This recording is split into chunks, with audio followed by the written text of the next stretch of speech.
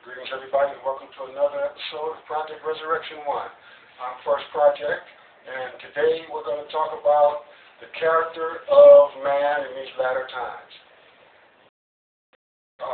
We'll start with the passage in 2 Timothy chapter 3, verses 1 through 4, which reads, "This know also, that in the last days perilous times shall come. For men shall be lovers of their own selves, covetous, boasters, proud, blasphemers, disobedient to parents, unthankful, unholy, natural, without natural affection, truce breakers, false accusers, incontinent, fierce, despisers of those that are good, traitors, high-minded, lovers of pleasures more than lovers of God." Now, just watching the daily news broadcasts from around the world, we see a testimony to the truth of the passage that I just read. Death and destruction and random violence make up the majority of information relayed to the public. Times truly have changed. Mankind, without doubt, is now in the midst of perilous times. Just look at the situation in the Middle East. Okay? Perilous times have come, no doubt. The Jews and Palestinians are battling each other. In the region, citizens are overly cautious of boarding city buses for fear that a suicide bomber may jump on and detonate an explosive device and kill everyone aboard. Not to mention how citizens are afraid to leave their own homes for fear of being killed by airstrikes or snipers. In the United States, since the terror attacks of September 11, 2001, people are now living in abject fear of disaster at any moment. Because the love of many has grown cold, kidnapping is a reality, along with rape, robbery, burglary, drug abuse, racial hatred, and random violence from even our own public officials, not to mention the criminals. Well, in this study that we're going to be undertaking for the next few weeks, we're going to examine each one of those subjects that are labeled in 2 Timothy chapter 3, verses 1 through 4. And we'll start with number 1, which is lovers of their own selves. Here's an example of marital relations in the United States. A husband and wife are married for 20 years. They've raised 3 children, and then one day, seemingly out of nowhere, petty arguments began to dominate the union. Both man and woman take their problems to their friends for support. And of course, their friends encourage them and support them in their position. And their position is usually that it's the other person's fault.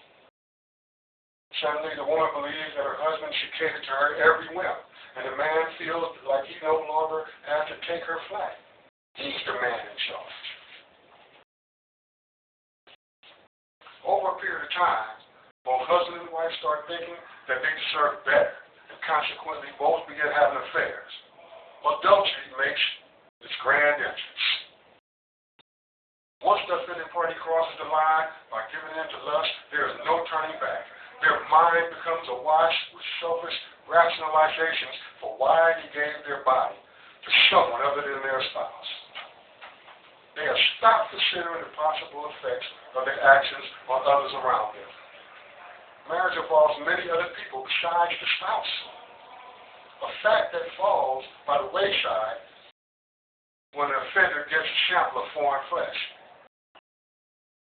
The only thing they care about now is their own personal satisfaction. The 20-year investment is a history.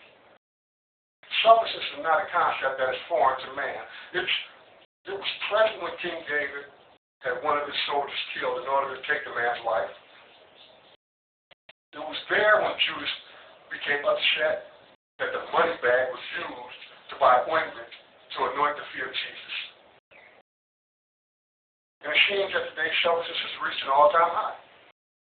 It's amazing that just about the entire earth claims to believe and a God who says that we must put the needs of others ahead of our own, but still embrace the selfish streak that fills their hearts. Had the couple in the story saw God's word when their problems began and followed his instructions, they would have had a better chance of remaining together. Had both chosen to put the needs of the other above their own, as instructed by God, the spirit of selfishness would not have been able to gain a foothold in their lives. Unfortunately, for man, the push to act in a selfish manner is grafted into our hearts through the so-called entertainment field, among other fields. Man has been made to live by the me-first attitude. This is in total opposition to God's way of life, the way of give. To love and care for others over self is a lesson that is most difficult to learn for anyone growing up in these last days. Oftentimes, this lesson can only be learned after a great deal of heartache and pain, a fact that I learned firsthand.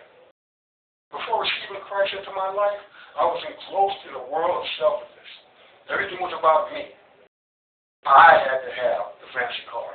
I had to have the most money, the expensive clothes, all the women.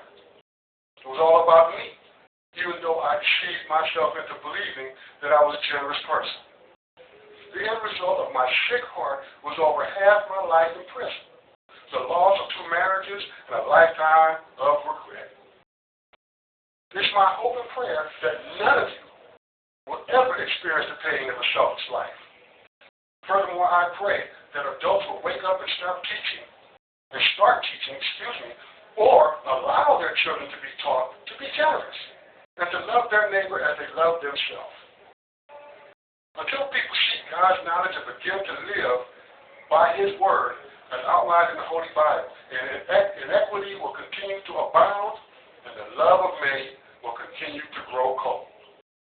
That's it for this episode.